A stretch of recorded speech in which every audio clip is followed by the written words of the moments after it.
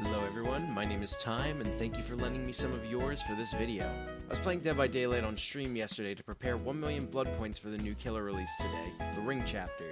During my games, I came across a tech that I believe is unintended but completely possible to pull off in your average games. Here it is.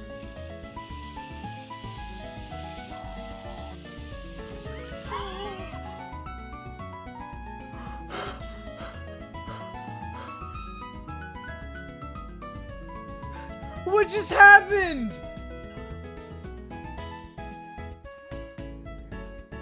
What was that? No! Kush, that's not supposed to happen! That is not supposed to happen! To answer your question, yes, I was using fake pallets. And to show you that it was not just a one-time fluke, here's another. Ooh, you think we can potentially do it again? Although this would only be like, this would be like a low bro chains type situation. No way! Okay, alright, that's exactly what it does. The first clip is far more impressive than the second one, but the second one proves that this is something you can do normally. In terms of difficulty, I would say this is comparable to the nurse's fatigue cancel before that got removed, but I would also like to say that it's far more rare, because you need a lot of things to align for it to work. So how does this tech work?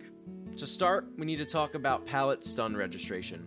If a survivor drops a pallet onto a killer, they're supposed to be stunned, allowing the survivor to create distance.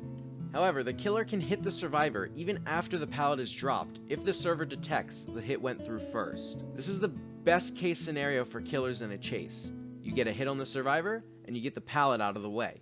If they were already injured, you now have a downed pallet and a hook coming your way. The next thing we need to talk about is how the chainsaw interacts with pallets. If you are playing the Hillbilly, Demogorgon, or the Cannibal, you can break the pallet with your power. If a survivor drops a pallet on you, sometimes you can get a notification that you were stunned, but you can break the pallet at the same time. This reduces your stun animation to just breaking the pallet. The last thing we need to talk about is Spirit Fury. You saw in my build I was using Spirit Fury, and Spirit Fury allows me to instantly break a pallet after I get stunned if I have already broken 2 pallets. God, that was a mouthful. Anyways, this is supposed to still give the stun effect, but it gets rid of the obstacle in your way. This perk is commonly paired with Enduring to reduce your stun effect. My current working theory, since I've only managed to pull this off twice, is that all 3 of these combined allows this completely unintentional hit to run through. If you have Spirit Fury available, and you are charging your power, and the survivor drops a pallet on you at the right time, the game will detect that you have been stunned and will use your Spirit Fury. However, that is not all. The game will also detect that you hit the pallet with your chainsaw and decide that you have used both Spirit Fury and broke the pallet with your chainsaw. With the sensory overload you have just given the Dead by Daylight servers, you will have 0 stun effect. This does not allow the hit to go through, this just allows you to refuse the stun.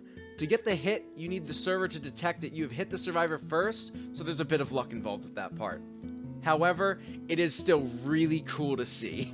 As I said before, that is my current working theory. I'm going to continue trying to play Hillbilly to see if I can pull this off more often, because seeing this in games would be actually really cool in my opinion. Survivors might not like it.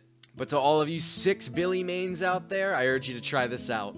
That is all for this video, and this will not be the only time I thank you guys, because my redundancy is my gratitude. Thank you guys so much, and I hope you have a wonderful night.